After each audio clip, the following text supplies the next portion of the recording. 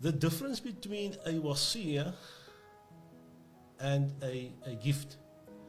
Now sometimes what happens is the person says, or the mother says to her daughter, normally, I have this lovely gold necklace. I want you to have this when I pass away. And she takes it off and she says to Kia, this is what I want. And you all heard, right? Says to the sons and the daughters, this is hers when I pass away. I'm saying it while I'm alive. Now, if you're saying it while you're alive, right, it could be one of two things. It could either be a wasiya, which is not in this case of the example I've given, or it could be a gift.